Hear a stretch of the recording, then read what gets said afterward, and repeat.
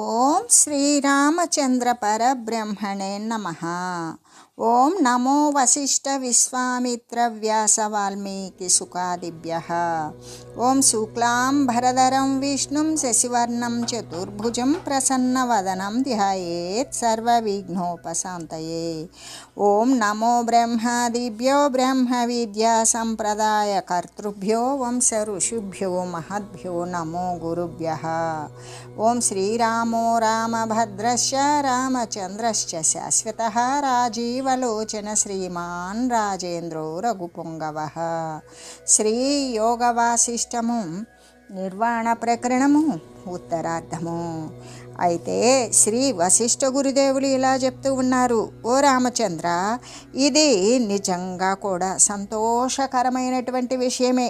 ఎందుకంటే ఏ వస్తువు ఎప్పుడెప్పుడు ఎక్కడెక్కడ కనబడుతూ ఉన్నదో, ఇంకా కూడా జీవుల చేత అది అనుభూతమే అవుతూ ఉన్నదో, అదంతా కూడా అక్కడక్కడ అప్పుడప్పుడు ఆ ప్రకారంగానే మహాచిద్గణమై ఆది అంతము లేనిది అయి ముక్త స్వరూపమే అయినటువంటి బ్రహ్మమే అలా వర్తిస్తూ ఉన్నదే అవుతూ ఉన్నది కదా. దానికంటే వేరుగా ఒకంతైనా ఎవరి చేతను ఎక్కడా కూడా అనుభూతము అనేటువంటిది కావడం లేదు అని చెబుతూ, ఓ రామచంద్ర, ఇదైతే సంతోషకరమైన విషయమే కదా. మహాత్ముడకు కుందదంతునకు ఆత్మసాక్షాత్కార జ్ఞానం యొక్క విశ్రాంతి అనేటువంటిది ఉత్పన్నమైనది. ఇప్పుడు ఇతడు ప్రపంచము అంతా కూడా ప్రత్యక్షంగా, అంటే అరచేతిలోని ఉసిరి పండు ఏ విధంగా చూస్తామో స్పష్టంగా, అలాగే కరతలామలకంగానే బ్రహ్మరూపముగానే చూస్తూ ఉన్నాడు అనే చెబుతూ, భ్రాంతి కూడా బ్రహ్మరూపమే కాబట్టి భ్రాంతి మాత్రాత్మకమైనటువంటి ఈ ప్రపంచము కూడా వాస్తవముగా అటువంటి జన్మయే లేనటువంటి ఉత్పన్నమే కానటువంటి బ్రహ్మరూపముగానే కనబడుతూ ఉన్నది. కావున సమస్తము కూడా శాంతమై ఒక్కటిదే అయినటువంటి ఏకమై ఏ మార్పులు లేనటువంటి బ్రహ్మమే అయి ఉన్నది కదా. ఏది ఏ ప్రకారంగా, దేని చేత, ఏ విధంగా, ఎంత, ఎప్పుడు, ఏ కారణం వలన ఎక్కడ ఉంటుందో అది ఆ ప్రకారంగానే, దాని చేతనే, ఆ విధంగానే, అంతే, అప్పుడే, ఆ కారణం వలననే అచ్చట బ్రహ్మమే ఆ రూపంగా వర్తిస్తూ ఉన్నదే అవుతూ ఉన్నది. అది ఎలా ఉన్నది అంటే కళ్యాణకారకమైనటువంటి శివరూపమై ఉన్నది, శాంతమై ఉన్నది, జన్మ లేనిది అయి ఉన్నది, మౌన స్వరూపమై ఉన్నది, జడత్వము అనేది వదిలివేసినది అయి ఉన్నది, అజరమై ఉన్నది, అంటే ముసలితనము లేనిది అయి వార్ధక్యం కానిది అయి ఉన్నది, పదార్థాలు లేనిది అయి ప్రపంచాన్ని వదిలివేసినది అయి ఆది లేనటువంటిది అయి పూర్తిగా స్థిరమైనటువంటి శాశ్వతమైన బ్రహ్మమే ఈ సమస్తము కూడా అయి ఉన్నది కదా. యస్యాస్త్వయాస్తాయాః క్రియతే సంవిదాభరః సా సహస్రశాఖత్వామేతి శేఖైర్యథాలథ. మాయాశబలితమైనటువంటి చైతన్యము ఏ అవస్థ యొక్క దృఢ సంకల్పము చేస్తూ ఉంటుందో, ఆయా అవస్థ, జలము అవస్థ, ఆ బాధల వంటి నీటితోటి తడబడము చేత తడిపినటువంటి లతలాగానే, నీటి చేత తడపబడినటువంటి లతలాగానే వేల కొలది శాఖలుగా వికసిస్తూ ఉంటుంది. ఏంటది అంటే మాయతో నిండిపోయినటువంటి చైతన్యం ఏ అవస్థ యొక్క దృఢమైన సంకల్పం చేస్తుందో, నీటి చేత తడపబడినటువంటి లత ఏ విధంగా విలసిల్లుతూ ఉంటుందో, అలాగే ఈ యొక్క దృఢ సంకల్పం యొక్క విధంగానే వేల కొలది రకాలుగా ఇది విస్తరిల్లుతూ ఉంటుంది. పరో బ్రహ్మాండమేవాణుషిద్వ్యోమ్నంతః స్థితో యతః పరమాణురేవ బ్రహ్మాండమంతః స్థిత జగద్యతః. ఈ చిదాకాశమందు ఉండడం వలన బ్రహ్మాండమే చిత్ చిత్తు అంటే ఆ చిత్తే పరమాణువై ఉన్నది. ఇంకా కూడా అభ్యంతరమునందు జగత్తు ఉండడం వలన ఆ చిత్తు అంటే ఆ పరమాణువే బ్రహ్మాండమై ఉన్నది. పరమాత్మ యొక్క మాయాశక్తి ఇంత ప్రబలమైనది అని చెబుతూ తస్మాత్ చిదాకాశమనాదిమధ్యమఖండతం సౌమ్యమిదం సమస్తం నిర్వాణమస్తంగత జాతి బంధో యథాస్థితం తిష్ట నిరామయాత్మ. ఓ రామచంద్ర, కాబట్టి ఈ సమస్త జగత్తు కూడా ఆది లేనిది, మధ్యము లేనిది, ముగింపు లేనిది అయి పరిపూర్ణమై శాంతమైనటువంటి చిదాకాశం ఏదైతే ఉన్నదో అదే అయి ఉన్నది. ఈ కారణము చేతనే శరీరము మొదలైన విచిత్ర రూపముకు బంధము నశించినటువంటి వాడవై ఏ మార్పులు పొందనటువంటి నిర్వికారమై నిర్వాణ రూపమైనట్టి యథాస్థితముకు బ్రహ్మం యొక్క స్వరూపము గలవాడవయ్యుండు. స్వయం దృశ్యం స్వయం ద్రష్టృ స్వయం చిత్వం స్వయం జడం స్వయం కించిన్న కించిచ్చ బ్రహ్మాత్మాన్యేవ సంస్థితం.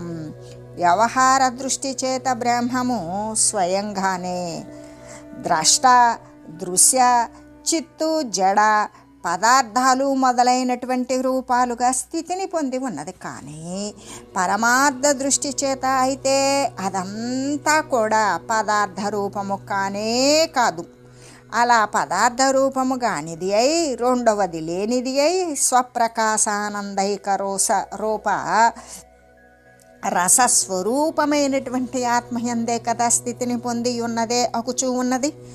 యథా యత్ర జగత్యేతత్ స్వయం బ్రహ్మ ఖమాత్మనే స్వరూపమజహచ్ఛాంతం యత్ర సంపద్యతే తథా. ఈ బ్రహ్మము ప్రపంచమునందు ఎక్కడ ఏ యొక్క కోరిక చేత, ఏ వాసన చేత ఏ రూపాన్ని ధరిస్తూ ఉన్నదో అచ్చట నిజమైనటువంటి చిదాకాశమునందు తన యొక్క యథార్థమైన సచ్చిత్ స్వరూపాన్ని వదిలించుకోకుండానే ఆయా రూపముతోటే వర్తిస్తూ ఉంటుంది. బ్రహ్మదృశ్యమితి ద్వైతం న కదాచిద్యదాస్థితం ఏకత్వా మేతయోర్విద్ధి శూన్యత్వాకాశయోరివ. కాబట్టి ఓ రామచంద్ర, బ్రహ్మము మాయ చేత దృశ్య జగత్తుగానే అగుచూ ఉన్నది అనే దాని చేతనే రెండు ఉన్నదని ఎప్పుడూ కూడా తలంచకూడదు. ఎందుకు అంటే బ్రహ్మము అదే మాయాశబలితమైనటువంటి చైతన్యము అని కదా చెప్పడం. అయితే బ్రహ్మము మాయ చేత అది మనకు కనబడేటువంటి ఈ యొక్క దృశ్యమాన జగత్తుగా అగుచూ ఉన్నది అనే విషయం దాన్ని బట్టి అయితే రెండు భిన్నత్వం ఉన్నది అనేటువంటి విషయం ఎప్పటికీ కూడా ఆలోచించరాదు. ఎలాగంటే సుక్తి రజతముగా కనబడినప్పటికీ కూడా గవ్వ సూర్యకిరణాల యొక్క సూర్యరశ్మి యొక్క ధాటి చేత అది వెండిలా కనబడుతూ ఉన్నది. అయినప్పటికీ అవి రెండైనవా? లేదు. సుక్తి అంటే గవ్వ గవ్వగానే, ఆల్చిప్పగానే ఉంటుంది. ఎండం అంటే ఆ కిరణాల యొక్క ప్రభావము చేత దగదగా మెరుస్తూ వెండిలా ఉన్నదే. కానీ అప్పుడు సుక్తి వేరు, రజతం వేరు, రెండుగా ఉన్నవా? లేవు.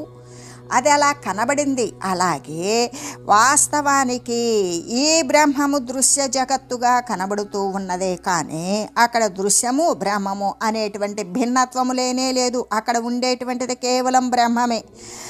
అలాగే ఈ యొక్క ఆల్చిప్ప వెండిగా కనబడినప్పటికీ కూడా వాస్తవానికి తన యొక్క ఏ మార్పు లేని రూపముతోటే కనబడుతుందే. కానీ ఆ యొక్క ఆల్చిప్ప వెండిగా మారదు కదా. ఆ యొక్క ఆల్చిప్ప రూపంతో స్థితిని పొంది ఉంటుంది కదా. అలాగే బ్రహ్మము కూడా దృశ్యంగా కనబడినప్పటికీ కూడా తన పారమార్థికమైనటువంటి ఏ మార్పు లేని నిర్వికార రూపముతోనే ఎల్లవేళలా వెలయుచూ ఉన్నది. కాబట్టి ఆకాశ శూన్యత్వాలు లాగానే ఆకాశం, గగనం, శూన్యం మనం మరికొన్ని పేర్లు దానికి సమానమైనటువంటి పద అంటే ఒకే అర్థాన్ని కలిగించే సమాన పదాలు ఎన్ని పలికినప్పటికీ కూడా ఆకాశము వేరు శూన్యత్వం వేరు ఉంటుందా? ఉండదు. అలాగనే ఈ బ్రహ్మము దృశ్యము అనేటువంటిది మనం రెండుగా మాట్లాడిన జగత్తులా కనబడేది బ్రహ్మమే, కానీ జగత్తు ఎప్పటికీ లేనిదే. ఆల్చిప్పలో కనబడే వెండిలా కనబడుతూ ఉన్న వెండి లేదు, అక్కడ ఆల్చిప్పే ఉన్నది. అలాగే ఈ బ్రహ్మము దృశ్యముగా కనబడుతూ ఉన్నా కూడా దృశ్యము కానిది బ్రహ్మమే సత్యమైనది. అలాగే ఈ ఆకాశము శూన్యత్వము అనేటువంటిది ఆకాశము శూన్యమే, శూన్యమే ఆకాశము.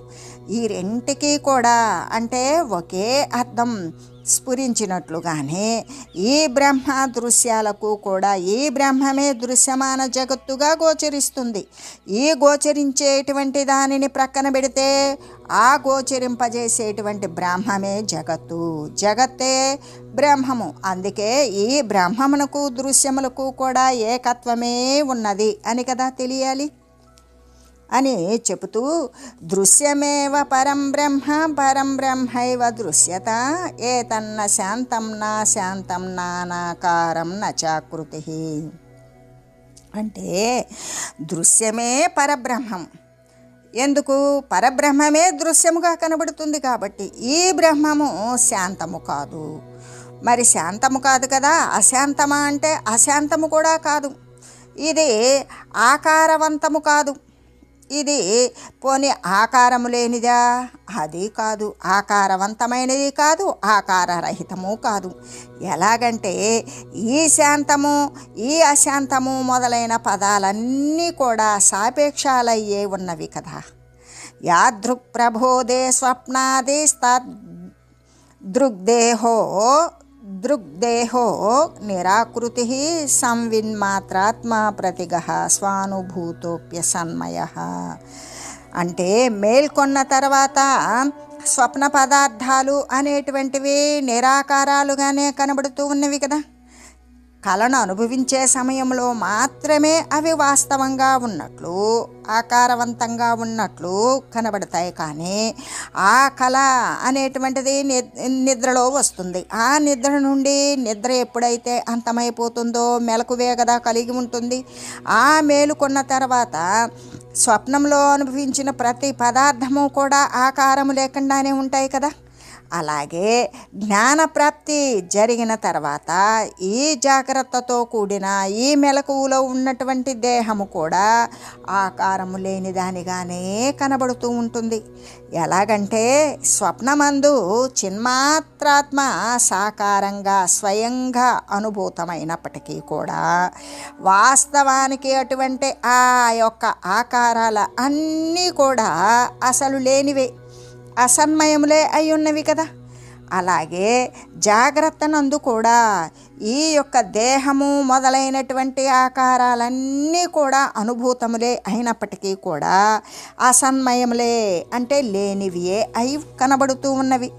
సంవిన్మయో యదా జంతుర్మిథ్రాత్మాస్తే జడో భవత్ జడీభూత తదైశాస్తే సంవిత్సావరణామిక.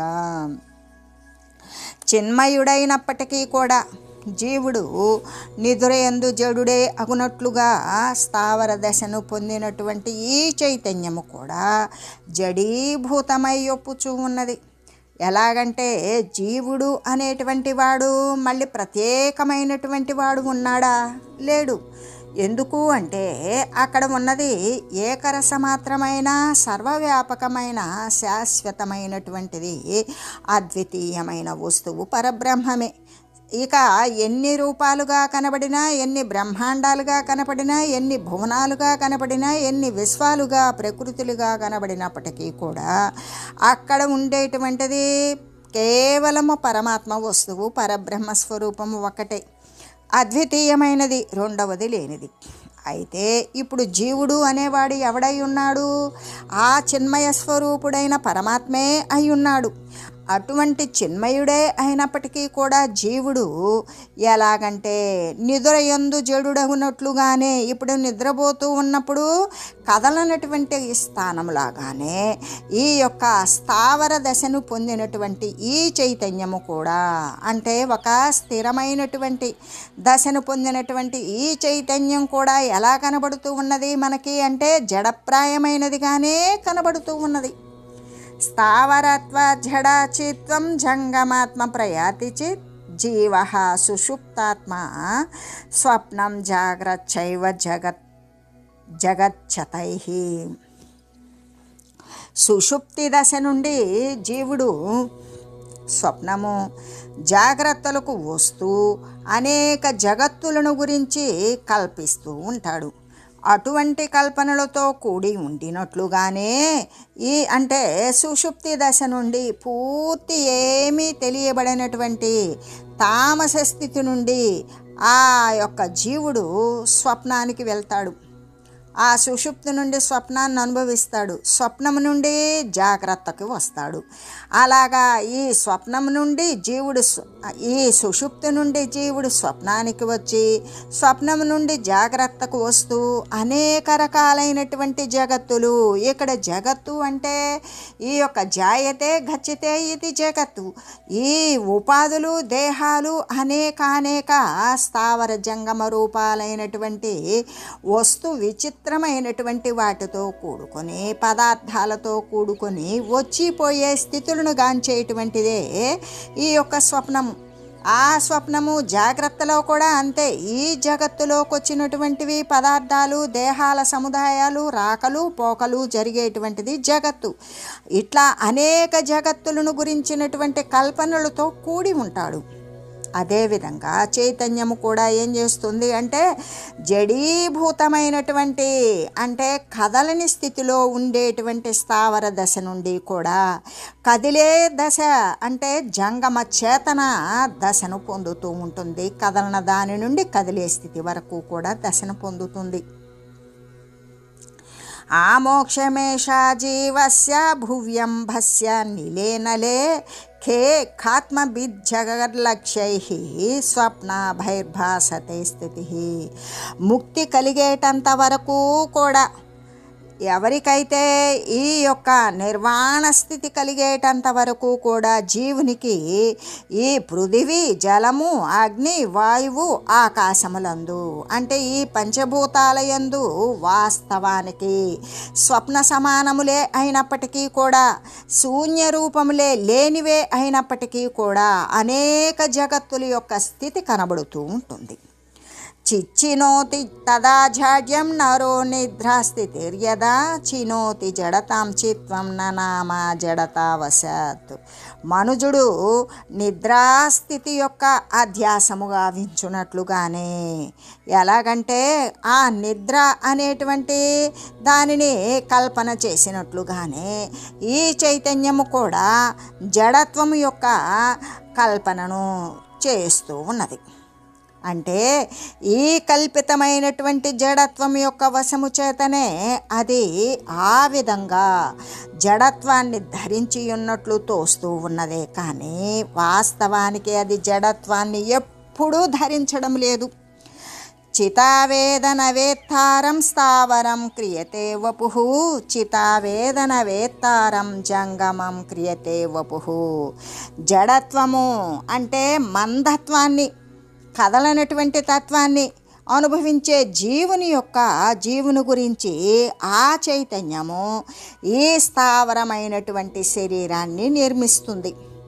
అలాగే చేతనత్వాన్ని అనుభవించేటువంటి జీవుని గురించి ఈ జంగమ శరీరాన్ని నిర్మిస్తుంది. అంటే జడత్వాన్ని ఏ విధంగా కదలని స్థితిని అనుభవించేటువంటి జీవుని గురించి ఆ చైతన్యము స్థావర శరీరాన్ని స్థిరమైనటువంటి శరీరాన్ని నిర్మిస్తూ అలాగే చేతనత్వాన్ని అనుభవించేటువంటి జీవుని గురించి అయితే జంగమ శరీరాన్ని నిర్మిస్తుంది. ఏ విధంగా? చెట్లు, రాళ్ళు వీటన్నింటికీ కూడా స్థావరం కదలనటువంటి శరీరాలనే ఉత్పన్నం చేస్తుంది. అలాగే కదిలేటువంటి అనుభవాన్ని పొందే జీవుని గురించి అయితే కదిలేటువంటి శరీరాన్ని నిర్మిస్తూ ఉన్నది. యథా పుంసో నకాః పాదావేక మేవ శరీరకం తథైక మేవా ప్రతిఘంచితః స్థావర జంగమం. మనుజునకు చేతనములైనటువంటి చేతులు, కాళ్ళు, అచేతనములైనటువంటి గోళ్ళు, వెంట్రుకలు ఇవి అన్నీ కూడా ఏకరూపమై ఏక శరీర రూపమై ఎలా ఉన్నవో అంటే కదిలేటువంటివి, కదలనటువంటివి. కదిలేవి కాళ్ళు, చేతులు మొదలైనవి, కదలనటువంటివి అచేతనములైనటువంటివి గోళ్ళు, వెంట్రుకలు మొదలైనటువంటివి. ఇవన్నీ కూడా ఏక శరీర రూపమే అయి ఉన్నవి కదా. అలాగే ఈ ఎటువంటి ఆకారము లేనటువంటి చైతన్యానికి కూడా స్వాధ్యస్థములకు జడ చేతన రూపములైనటువంటి ఆ యొక్క స్వకల్పితములైనటువంటి జడము, చేతనము రూపములైనటువంటి సమస్త స్థావర జంగమాలు కూడా ఏక శరీర రూపమై అవయవభూతములై ఉన్నవి అనే చెబుతూ, అంటే మనుష్యుని యొక్క చేతనములకు హస్తపాదాదులు కానీ అచేతనములకు నఖము, కేశములు ఈ రెండు కూడా ఒక శరీరమునందే ఉంటాయి కదా. అలాగే వాస్తవానికి నిరాకారములకు ఏ ఆకారము లేనటువంటి స్థావర జంగమాలు రెండు కూడా మహాచైతన్యం యొక్క ఒకే శరీరమై అయ్యున్నవి. మహాచైతన్యాత్మకు తన యందు కల్పించబడినటువంటి దానిలాగానే సమస్త కదిలేటువంటివి, కదలనటువంటివి చేతనములు, అచేతనములు కూడా. ఈ గోళ్ళు మరి ఇది కదలనటువంటిదేంటి? అచేతనము గోళ్ళు, కదిలేటువంటివి పాదాలు. అలాగే అవయవ రూపాలే అవుతాయి అని కదా భావము అని చెబుతూ, ఆదిసర్గే స్వప్నైవ యత్ప్రధామాగతం స్థితం చితో రూపం జగదితి తత్తద్ధైవాంత ఉచ్యతే తచ్చైవ ప్రతిఘంశాంతం యథాస్థితం అవస్థితం న ప్రధామా గతం కించిన్నాసీద ప్రదితం హితం. బ్రహ్మదేవుని యొక్క ప్రథమ సృష్టికి కారణమైనటువంటి సంకల్పమునందు చిద్రూపము స్వప్నములాగానే ఈ యొక్క కదిలేదానిలాగా కదలని దానిలాగానే ఈ జగత్తును ఏ ప్రకారమైతే వ్యక్తత్వాన్ని పొంది ఉన్నదో ఆ ప్రకారంగానే కనబడుతూ ఉన్నదో ఆ ప్రకారంగానే ఇప్పటి వరకు కూడా స్థితిని పొంది ఉన్నది. ఇలాగా చిరకాలం వరకు జడరూపముతో ఉన్నప్పటికీ కూడా వాస్తవానికి అది చిన్మయమే అవడము చేత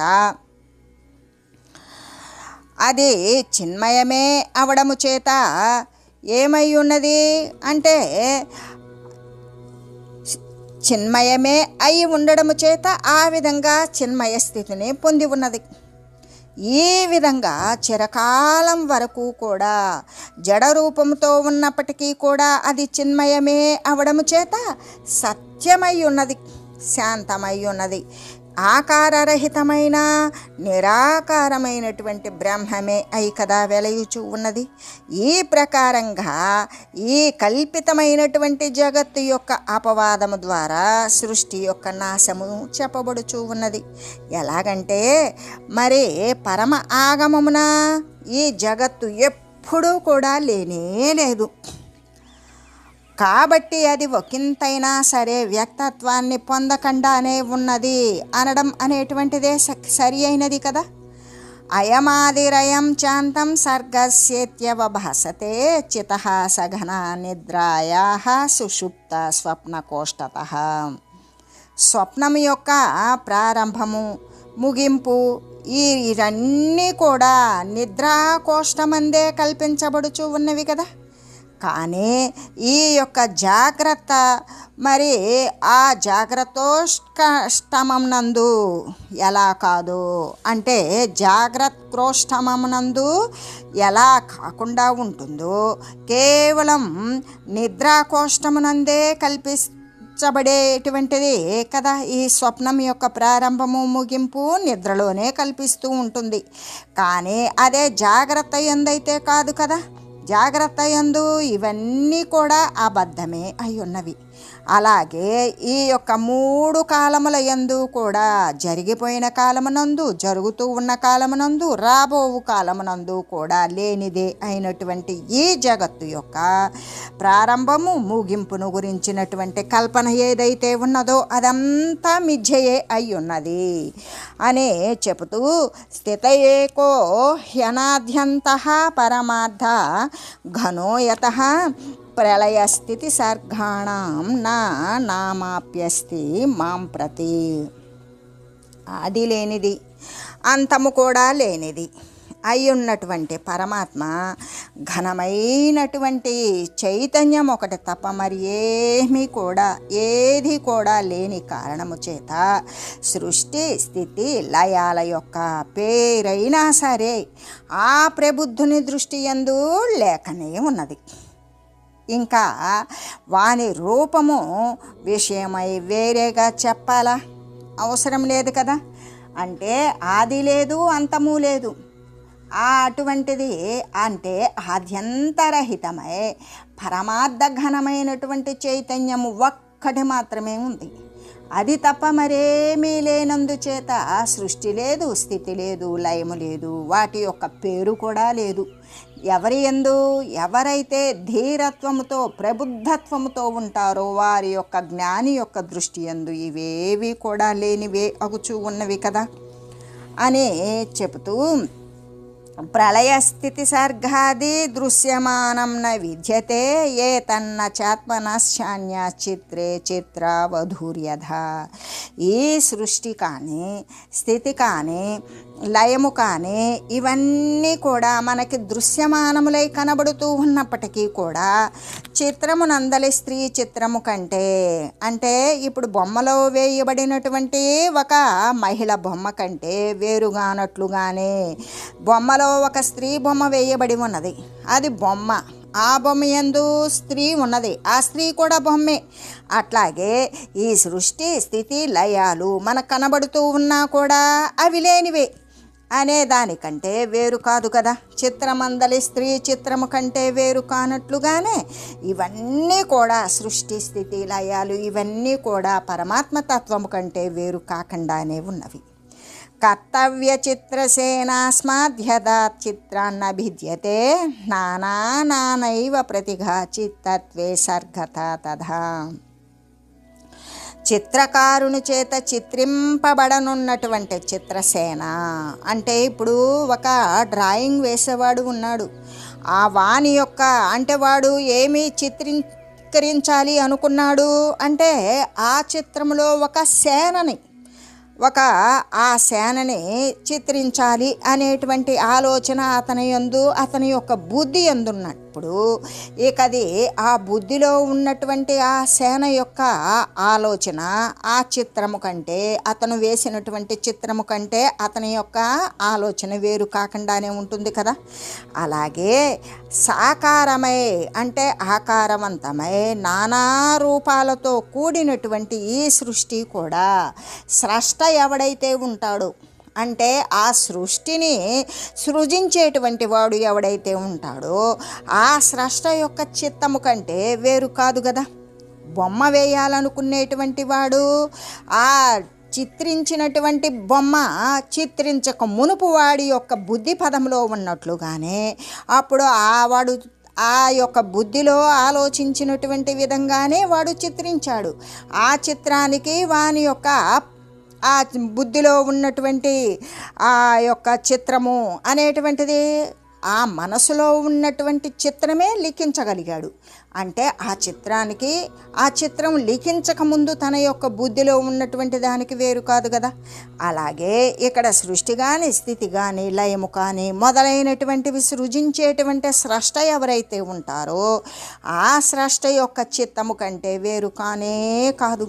కాబట్టి ఈ జగత్తంతా కూడా ఏమై ఉన్నది అంటే అద్వైత రూపమై, పరమాత్మ స్వరూపమై, సాకారవంతమై నానా రూపయుతములుగా కనబడుతూ ఉన్నప్పటికీ కూడా ఇదంతా ఏకరసమాత్రమైనది, రెండవది లేని రూపమైనే అయ్యున్నది అని తెలియజేస్తూ ఓం మంగళం శ్రీ గురుదేవాయ మహనీయ గుణాత్మనే సర్వలోక శరణ్యాయ సాధురూపాయ మంగళం.